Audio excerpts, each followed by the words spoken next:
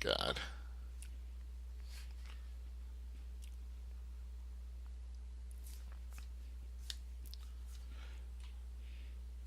Okay, everybody, this is Jim Kerr. Sorry for that technical difficulty there. I was just looking at my uh,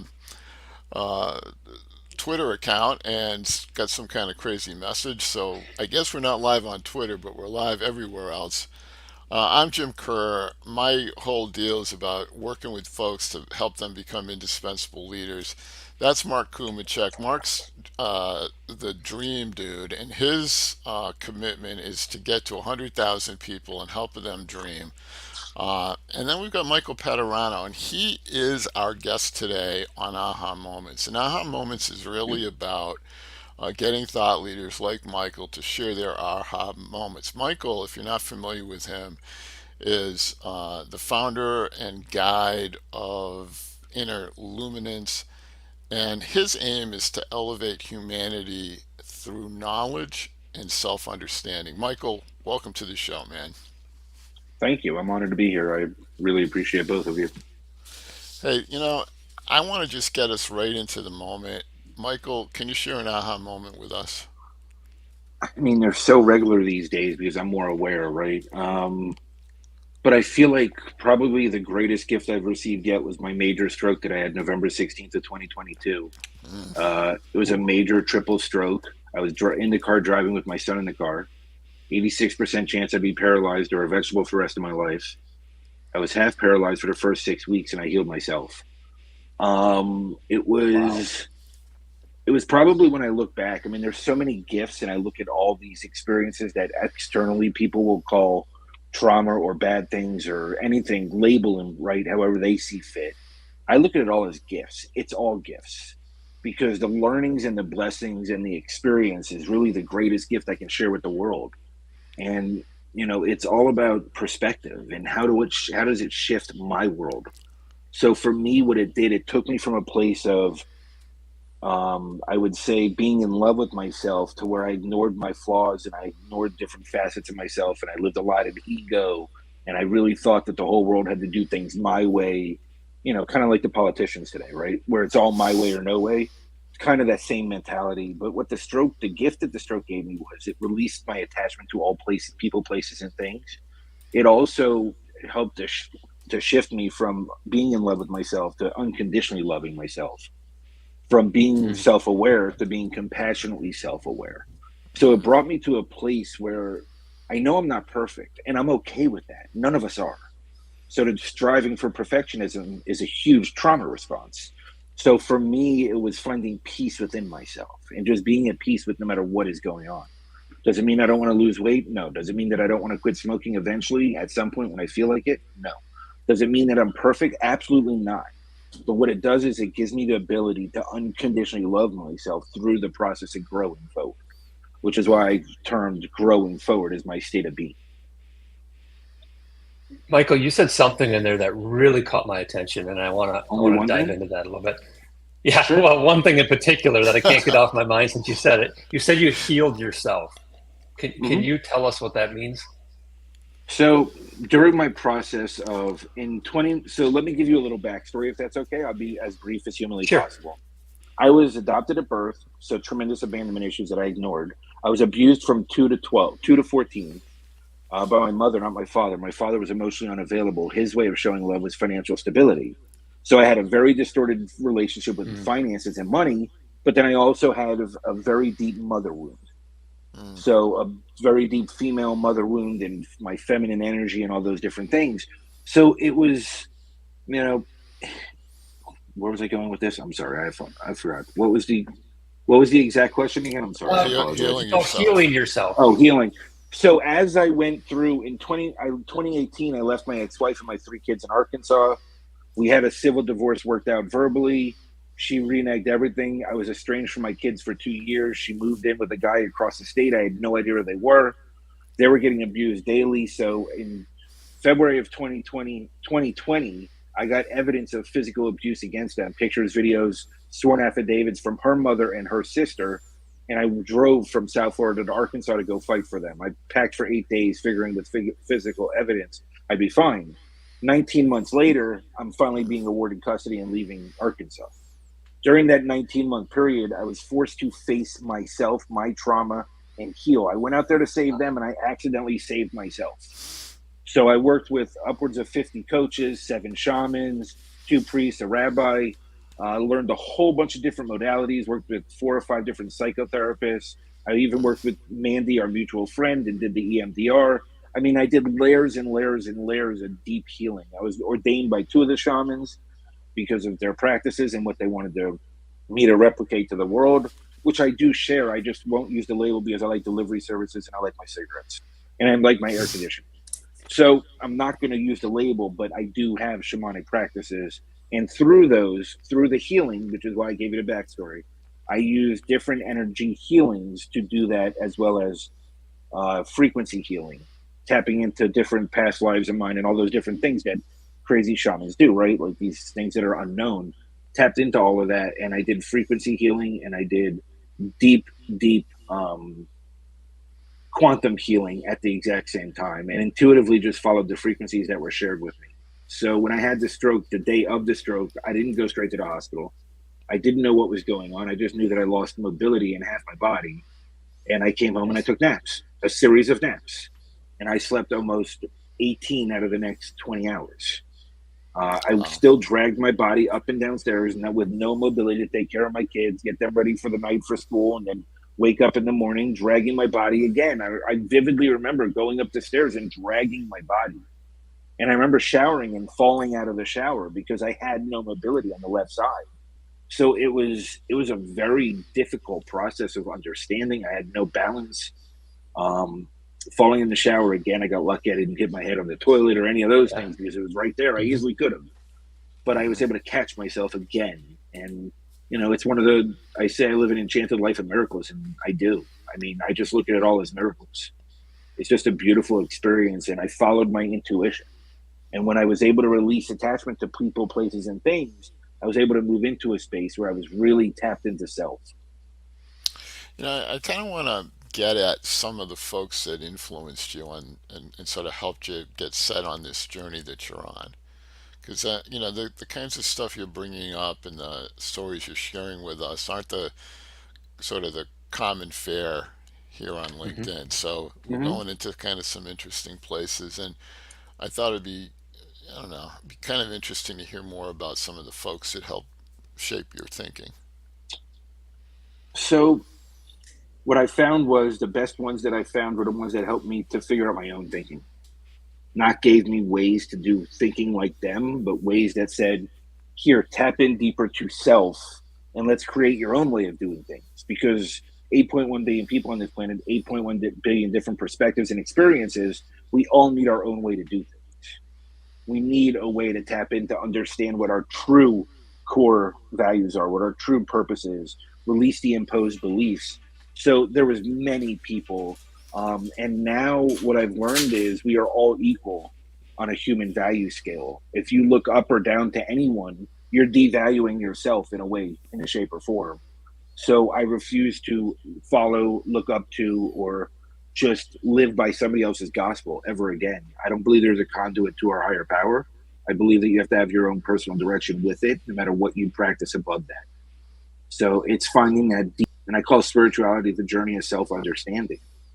And it's really that simple. It's not this big woozy magical thing where we're going to go around a cauldron and boil people and do all these crazy things. It's this experience of going within and going deeper and deeper to find your deepest connection to self. Because it's the only way you'll know what your real values are and what your real desires are in this world, and what your gifts are to make an impact on others. Hey, Michael, one other thing I caught in your aha moment that's all super powerful. I appreciate you double clicking and getting more into that with us. But you mentioned, moving away from embracing perfection and really Mm-hmm. coming to terms with imperfection. And I also saw just recently there was a post that mentioned a project you're involved in or a book. It's titled "Imperfectly Perfect Campaign" or something to that Mm-hmm. effect. Can you tell us what that's all about? Yeah, the founder of Imperfectly Perfect, Glenn Martin, I've known him for a couple years now, and he reached out to me and said, "I need your story in this book." Wow. Um, and we're specifically going into that stroke journey, like what we just talked about. That is my chapter. It's going into that unconditional self love because the world is so detached from self, and everything has become so conditional, and it's no one's fault. Like pointing, blaming, shaming, guilting others doesn't do us any good, right? My parents did what their parents showed them, and what their parents showed them, and what their parents showed them. It's unfortunate they couldn't heal that trauma, but now I have that magical gift of doing so that my kids don't have to, right? Mhm. So, like when I look at it, and I'll get you a car if you get this grade. You go get into this college, you take this degree, I'll buy you a different car. You graduate, you get a fiance or whatever it is, a relationship, I'll buy you a house. Like, and parents do it because they want their kids to have better than what they had, which is Mhm. totally understandable. But you're disempowering them, and what you're embedding them with is a lack of self belief and self worth, because down beneath it all, it teaches you that you can't do it on your own, and it feels like your parents don't believe you can. Mm. And it's not, maybe not the reality, because it's coming from a place of love, but it's also teaching conditional love. I'll love you more if, I'll love you more if, Mhm. I'll love my wife if she changes, I'll love this woman if she does this. It's all conditional. This whole world has become conditional. Yeah, I mean, I think this whole focus on self-awareness is huge right now. I know it's part of what I do with my leadership coaching. It's and people struggle with it, quite frankly. Mm-hmm. It's hard to see yourself with all the warts and blemishes, and start to say, okay, I'm going to do something about it. And one of the things that I think is really important about this, and I'm sure it's part of um, what you're practicing and talking about. I know it's what you talk about a bit in your book, and that's that idea that you really have to be able to understand where you're starting from in order to make progress and learn and grow and move forward. And I know with the coaching work that I'm doing, again, this is really focused on leadership coaching and helping people become better leaders, but it's that awareness, self-awareness thing is a struggle for some folks because they've been told all their lives they tend to be high achievers. They've been told all their lives everything's great, and then they hit some point in their career and they recognize things aren't so great. Things aren't great at home, things aren't great at work, people aren't doing what I hope that they would do or treating me the way I want to be treated. So what are some of the things that you would say can help people get a richer sense of who they are? So I think it's really simple. The first step is you need a third point of view, outward perspective that you don't have any impact on. Whether it's a coach, a therapist, a psychologist, a psychiatrist, a team of them, whatever your crazy self might need, just embrace it all, right? Step into it. Because self awareness in that first stage is so dirty and so disgusting to stand Mm, in, because that's when you see the shitty person you've been, right? When you Mhm. start being aware of all these things that you've done in your life that seem normal to you at the time, but when you start going deeper within and becoming self-aware, you see it all for what it is. mm, And then you get this whole complete, not complacency, but you get this whole um like you feel bad, and then you just feel even worse about yourself, and you can go in that spiral if you don't have a third point of view or an outside perspective looking at you saying, hey, we all have been there, we've all done this, we've all been shitty people. Doesn't make us shitty people, just means we made shitty choices. And you don't know better until you know better. The goal is to learn better, rewire that crazy brain of ours, because our brain is such a machine, right? It does that 60 to 80,000 thoughts a day. Up to 85% of them slant to the negative. So we're already losing the battle. And up to 95% of them are pre programmed. So, and you're only aware basically of the 5% that aren't pre programmed. So yeah. you have a 5% awareness of your daily thoughts. So when you start moving into this space, wow, I just thought I wanted to kill somebody. Man, I'm a horrible person. Well, no, acting on it is the horrible person, or the misguided person, let's say. Yeah. Thinking about it means you're a human being. It's okay. Like, we all get angry, we all get upset, we all want to do things. The difference is, where is your level of awareness to really own it, be okay with it, and grow through it, which is why I say growing forward, because everything's a lesson and everything's an experience.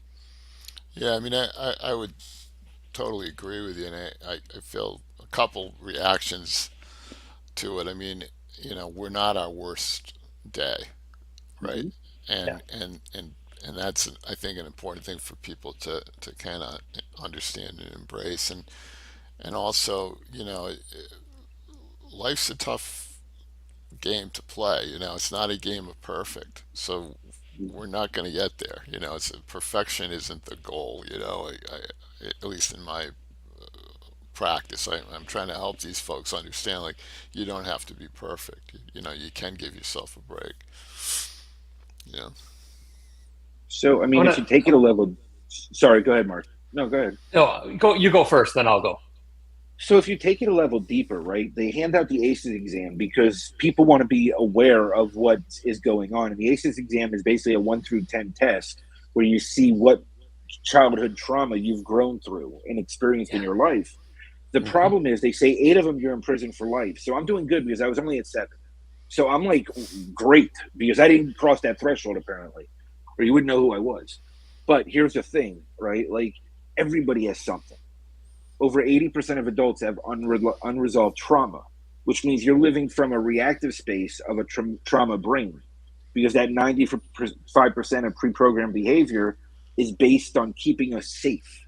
Mm. So it's going to keep you in your normal, even if your normal is chaos, even if your normal is in pain, even if your normal is shitting all over yourself or somebody else shitting on you, right? So you're going to stay in that space because that's where you're comfortable.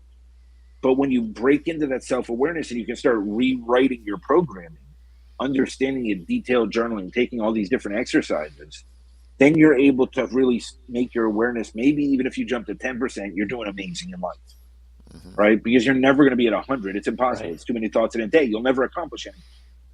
But by being able to stand into that and then moving into the unconditional space, you're able to be at peace with all things going on around you. What I'm fascinated about, Michael, is how you kind of package all of this and bring it to business teams, organizations. And I saw you have an authentic leadership program. Can you Mm-hmm. explain what that is and talk about, like, how do you bring all these modalities together into a setting like that? Because as Jim said, this isn't the stuff that's most commonly talked about in business or on LinkedIn. But if you want a different result, you can't do what mostly is talked about, right? You have to do something different. Like, be crazy, step out of the box. Let's do something new and different. So the way that I approach creating it, this all came from the stroke. This program was created as I was healing from the stroke, and messages I received and practices that I use daily. Every one of these practices is what I use. I've been a millionaire 5 times and homeless 5 times. I've worked with the United Nations Development Program for 4.5 years, have government contracts with 36 countries. I still am direct and speak to prime ministers. Like, I mean, I've built these amazing things in this external accolade based world, but I don't talk about that stuff because it doesn't matter. It's all the inner work. You want to be a good leader, and Jim will be the first to tell you, and I know he's spoken about this too, you have to lead yourself. You have to lead yourself. You can't lead anyone else or expect anybody else to want to emulate you because you don't want followers. You want to breed other leaders. So you want people to be able to emulate the process. So the whole program is around building the emulation process. There's different exercises, takes you step by step. It's a 4 phase program. But the one caveat that I have, I've spoken to a few Fortune 100 companies, but the one caveat that I have is that it's janitor to CEO. Everyone Mm. has to be a part of it. Now, organizations I've spoken to, unfortunately, so far, their C level says it's beneath them. So that already tells me they're not for me, right? Because if you're Mhm. in that egoic space and your human value is more than anybody else on your team, then you're already not somebody I want to work with. Because Yeah. there is no way a multi-billion-dollar company is closing billion-dollar deals with piles of garbage all over the office. So on the day of the meeting, the janitor is the most important person in the building. So don't tell me that that person has no value. I'm not saying you have to pay them the same. I'm not going into the equality of any of that crap because that's insane too, but I'm not going there. But on a human value basis, we all deserve the chance to understand our why, how it leverages into the organization's why, and how they align so that every day we are at peace, we're embodied, and we want to step into this experience of being a part of an organization that lives and breathes its why, whether that's a credo, a mission statement, or a vision statement, depending Yeah. on when it was created. Because they're all the same thing. We just like different labels to differentiate. Mhm. Mark, I can tell you've got something else you want to get at after here, so go ahead. I don't want to hold you back, man. I'm fascinated by, and I think it's a great litmus test to say, hey, if everyone's not involved, you're not a good fit for me. Hmm. That's because I've seen that in my line of work as well, where I'm going into organizations and I'm helping people articulate, plan for, and get after their life goals and dreams. And I get the same response sometimes. I go, that's great for them, but we don't need that. So I Hmm. usually know that's not probably the best The situation best and fit. environment for me Hmm. as well. So just to hear that from you kind of was validating of some of the things I see in here as well. And I love that that's your approach too. It's all of us. We're all human. We all need this.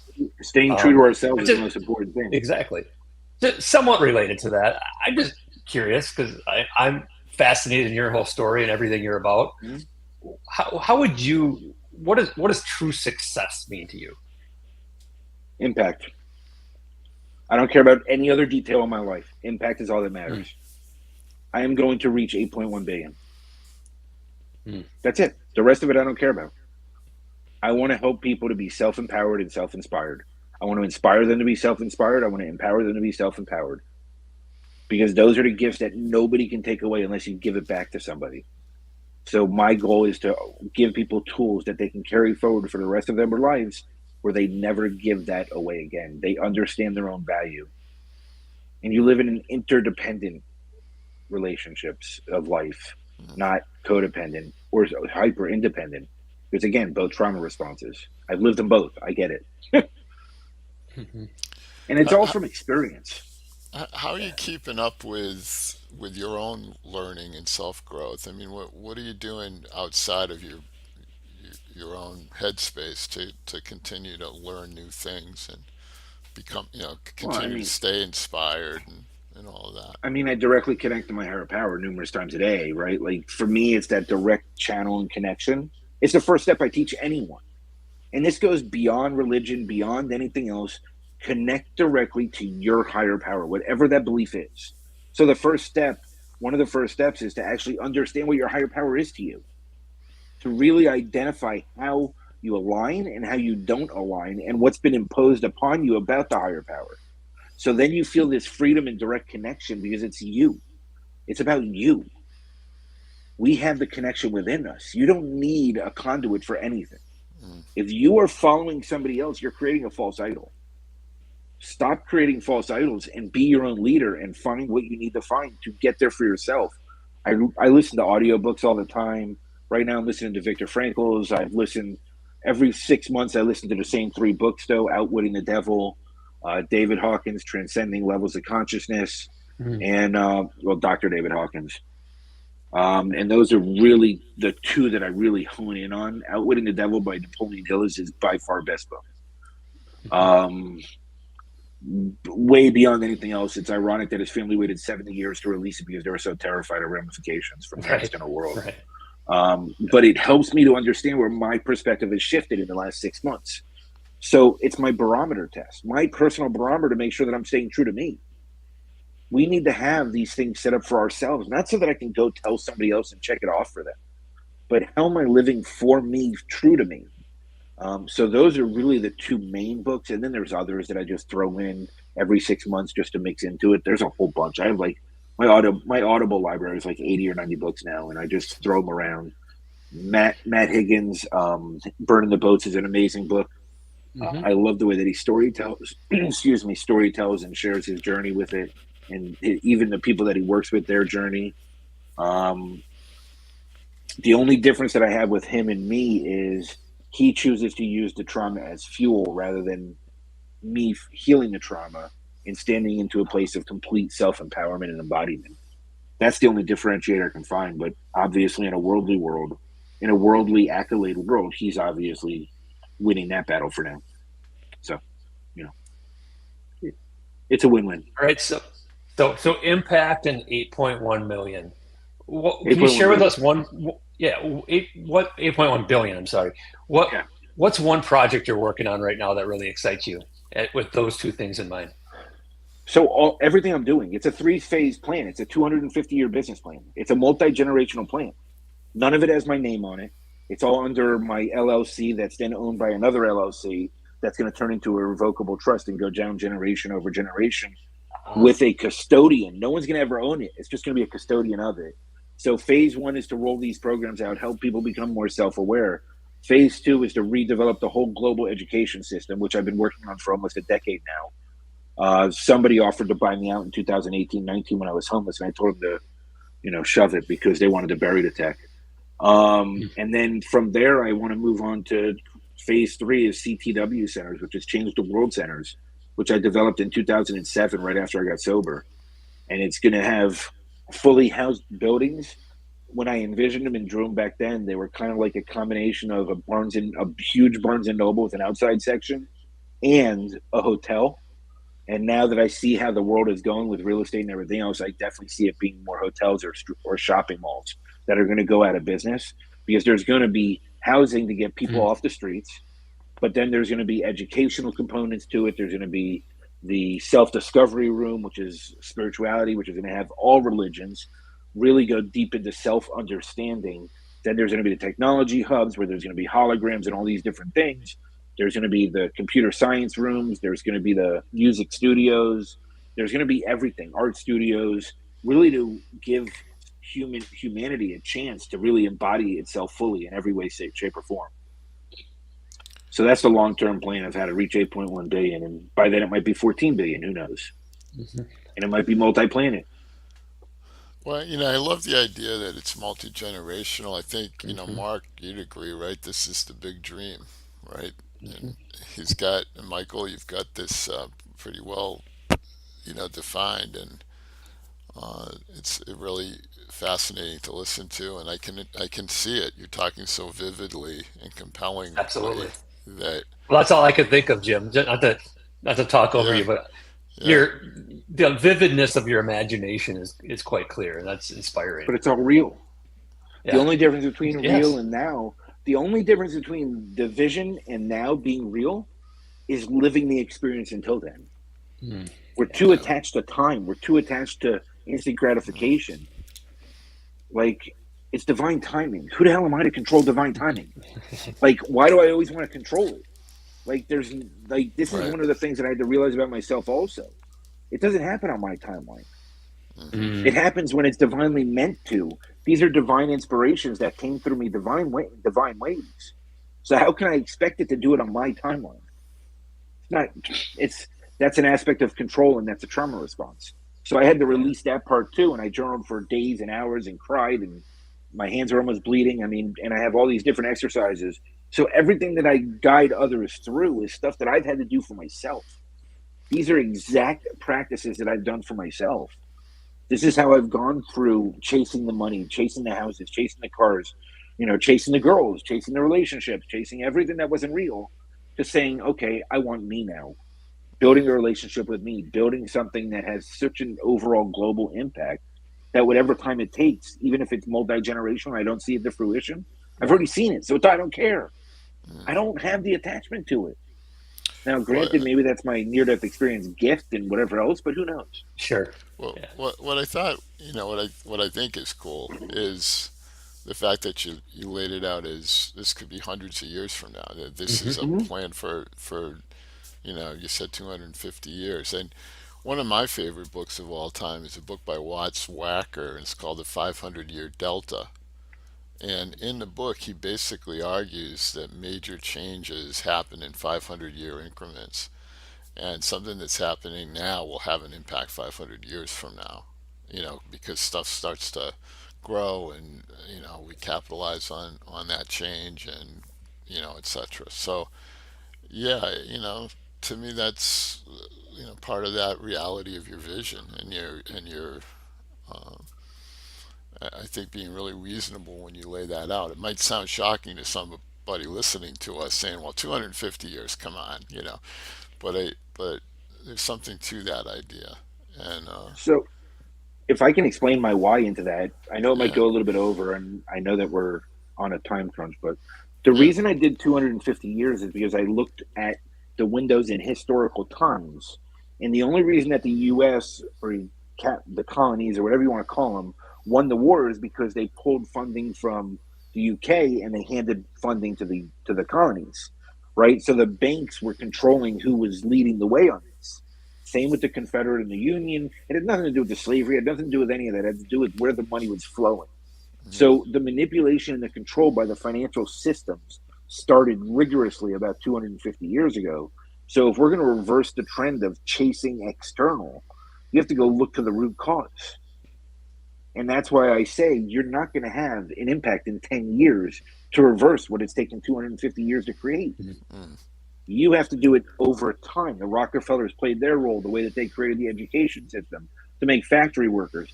All these things took time to implement that was beyond their own life. And they were okay with that Hmm. because they gave them power, control, and manipulation. I want to do it in a way where it empowers and inspires without possibility of manipulation. I want to reverse that trend. So it's a much Yeah. grandiose, larger scale. But I look at the 250-year window and I lost my personal attachment to it. I Yeah, already know it's going to happen, so I'm not worried about it if I see it or not because I've already seen it. very cool. And, and with that, I think we got to kind of wrap it up. We're at our time. Michael, thanks so much for sharing your Yeah. aha moments with us. Mark, great job as always as the co-host. And looking forward to learning and growing with you some more, Michael. Thank you. Me as well. Thank you so much for having me. I'm honored. Thanks, Michael. Appreciate it. So Thank long, you so everyone. much. Bye, everyone.